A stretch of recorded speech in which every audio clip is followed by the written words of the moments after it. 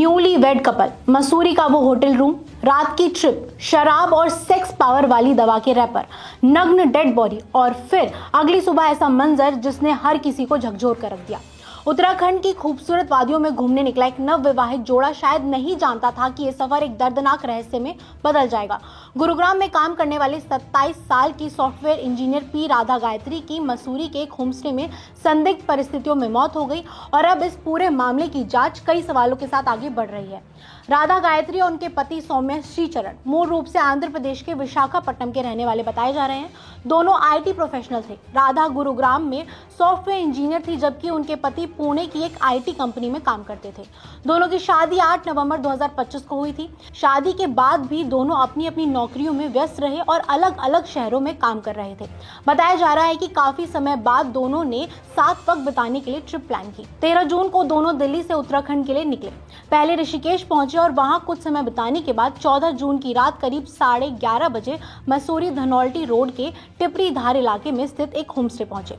यहां उन्होंने ब्लिस नाम का एक कमरा लिया और रात वहीं रुकने का फैसला किया। यहीं से शुरू होती है वो रात जिसके बाद अगली सुबह सब बदल गया।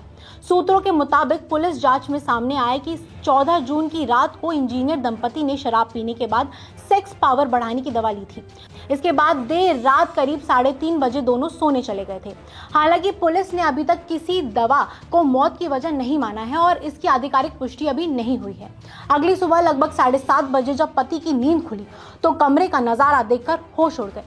पति ने बताया कि नींद खुलने पर पत्नी बिस्तर पर नहीं थी। तलाश करने पर पत्नी को कमरे के भीतर फर्श पर अचेत अवस्था में देखा गया।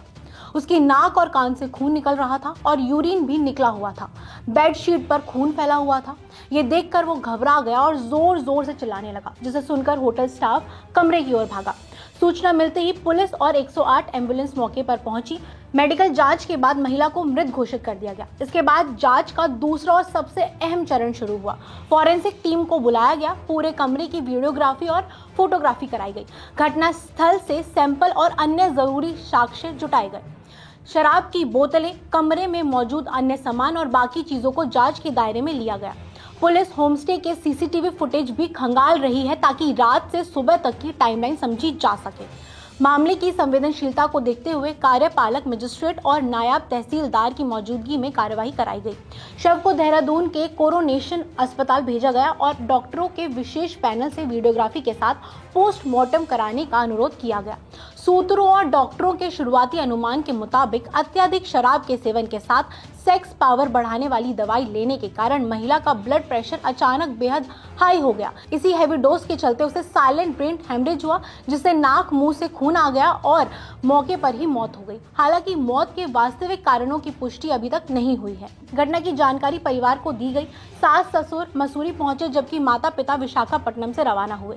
कुछ रिपोर्ट्स में परिवार की ओर से शुरुआती स्तर पर किसी रंजिश की आशंका न जताने की बात कही गई, लेकिन जांच अभी जारी है।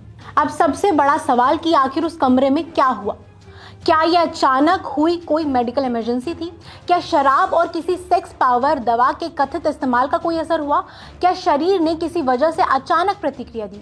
या कहानी में कोई ऐसा हिस्सा है जो अभी सामने आना बाकी है? इस मामले में कमरे की हालत, शराब की बोतलें, दवा के रैपर और घटनास्थल के हालात सवाल जरूर खड़े करते हैं, लेकिन जांच पूरी होने से पहले किसी भी निष्कर्ष पर पहुंचना गलत होगा।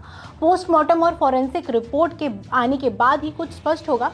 वही बताएगी कि ये एक दुखद मेडिकल घटना थी या किसी पदार्थ का असर था या फिर कहानी में कुछ और था। आप इस मामले पे क्या कुछ कहेंगे हमें कमेंट करके जरूर बताएं। मैं हूं अंशिका चौहान, देखते रहिए न्यूज़ 24 डिजिटल।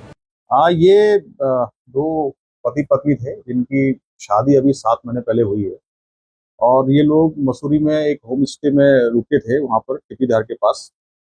तो सुबह पुलिस को सूचना मिली और 112 पर कॉल आई कि भाई यहाँ पर ऐसी ऐसी एक महिला जो है वो बेहोश पड़ी है। होम स्टे वालों ने उन्होंने कॉल किया और इसने भी कॉल किया। तो उसके बाद फिर पुलिस मौके पर पहुंची। पुलिस ने वहां पर जाके जितने भी वहां पर जो 108 भी बुलाई और 108 वाले जो वहां पर थे उन्होंने ये बताया कि ये जो है मृतका ये डेड हो गई है, इसका कोई वाइटल ऑर्गन्स काम नहीं कर रहा है।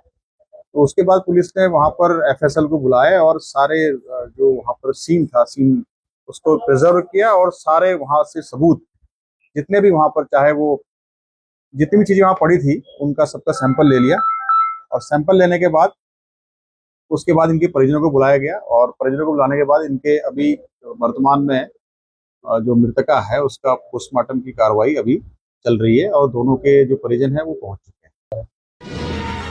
निष्पक्ष मतलब न्यूज़ 24